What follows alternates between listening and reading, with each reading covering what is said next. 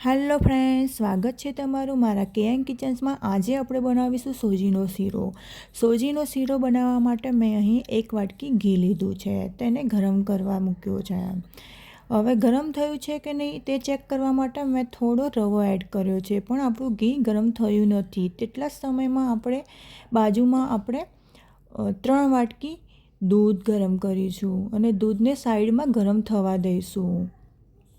હવે આપણું ઘી અહીં ગરમ થઈ ગયું છે, તો આપણે 1 વાટકી રવો એડ કરીશું। રવાને સારી રીતે મિક્સ કરી લઈશું, જેથી કે તે ઘીમાં એબ્ઝોર્બ થઈ જાય અને આપણે એને શેકીશું।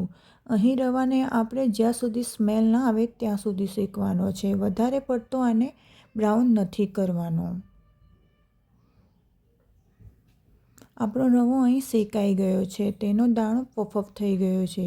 જો આપણો રવો સારી રીતે શેકાય નહીં તો શીરો ચીકણો બને। હવે આપણે આમાં ડ્રાયફ્રૂટ એડ કરીશું। મેં અહીં કાજુ, બદામ અને સૂકી દ્રાક્ષ એડ કરી છે અને સારી રીતે એને શેકવા દઈશું।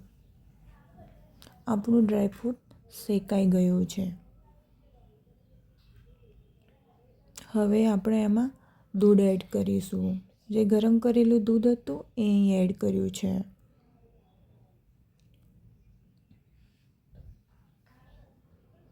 હવે એને ધીરે ધીરે હલાવતા રહીશું।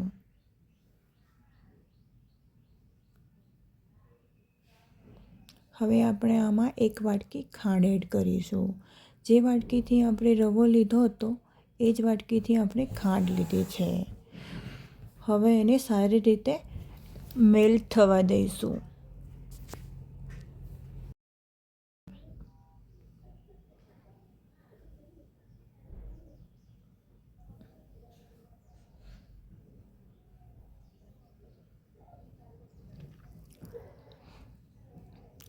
અહીં આપણી ખાંડ સારી રીતે મેલ્ટ થઈ ગઈ છે।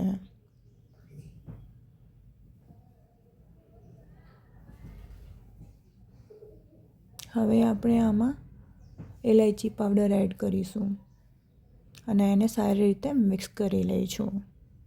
પછી આપણે અહીં ગેસની ફ્લેમ મીડિયમ રાખીશું, જેથી આપણો શીરો દાઝે નહીં અને એને ધીરે ધીરે આપણે હલાવતા રહીશું।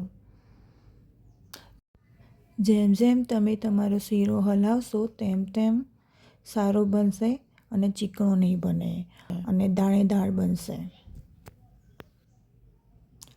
હવે આપણા શીરાની બાજુમાંથી ઘી છૂટું પડી ગયું છે, એટલે કે આપણો શીરો તૈયાર છે, કે જે સત્યનારાયણની કથામાં પ્રસાદી તરીકે વપરાય છે। જો તમે પ્રસાદી તરીકે વાપરવાના હોય તો તમે લાસ્ટમાં તુલસી એડ કરી શકો છો, પણ હું ઘર માટે બનાવી રહી છું તેથી તુલસી એડ નથી કરતી। હવે આપણે આ શીરો એક પ્લેટમાં કાઢીશું।